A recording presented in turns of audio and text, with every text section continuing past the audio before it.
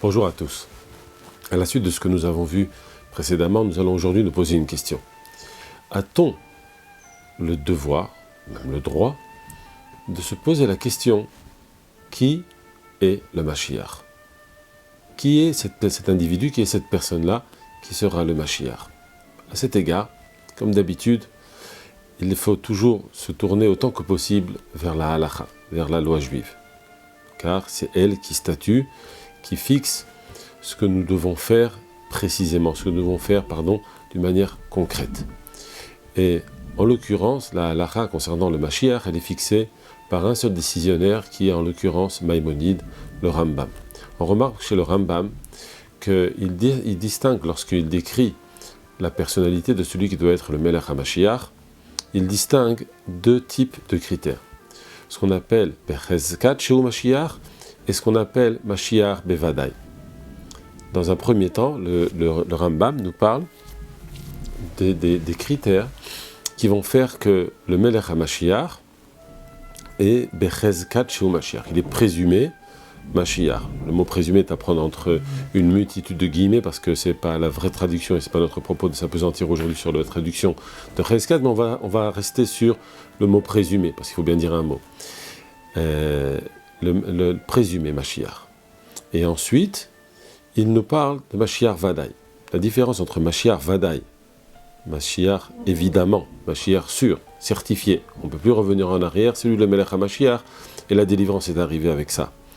Et le Mashiach présumé, c'est que dans Mashiach, lorsqu'on parle de Mashiach qui est présumé, on parle de quelqu'un qui a des critères et qui pourrait, s'il aboutit, être le Mashiach d'une manière fixe, d'une manière définitive.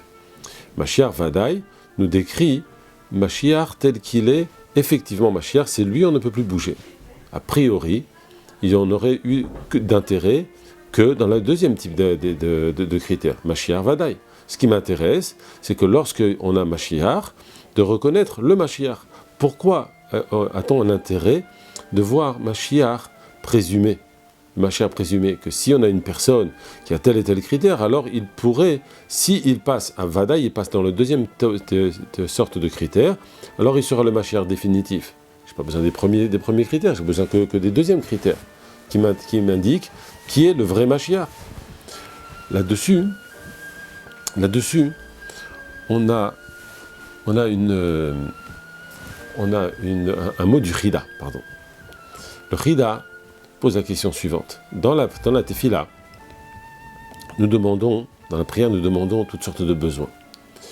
Et parmi ces besoins, des besoins qui sont liés avec la venue de Mashiach. On lui demande de reconstruire Yerushalayim, on lui demande de faire venir le Mashiach très simplement, on lui demande de libérer Israël, etc., etc. La question qui se pose, qui tu es toi pour demander de telles choses? Tu pourrais peut-être demander des petites choses, et encore sur ça il y a des discussions. Mais sur des grandes choses comme le Mashiach, toi, tu vas demander, tu vas venir et tu vas demander. Là-dessus, le Chida répond un mot très très beau. Il dit que Bizrut ha'emuna, simplement par le mérite de la croyance qu'on a, que Dieu va exaucer notre prière, d'envoyer le Mashiach, alors Mashiach peut venir.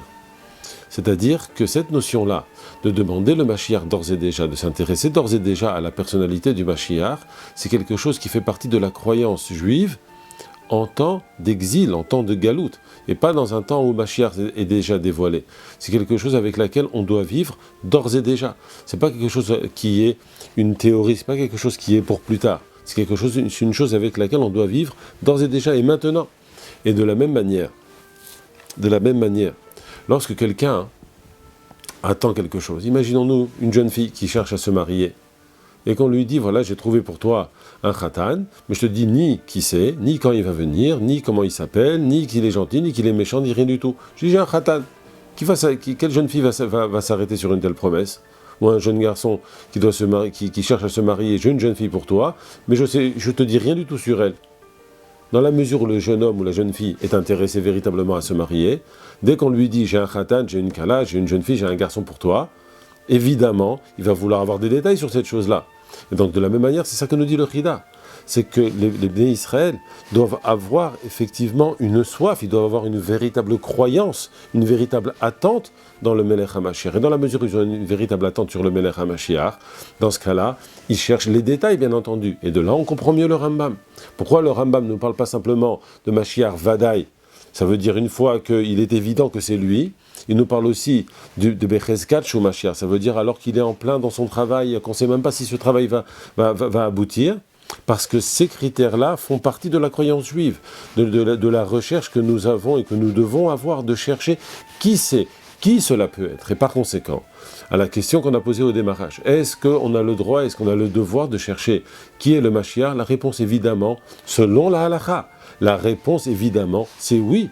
C'est qu'on doit chercher, on doit chercher à identifier qui peut être le Melech HaMashiach. Chazak u'Bruchim Tiyu, à la prochaine fois.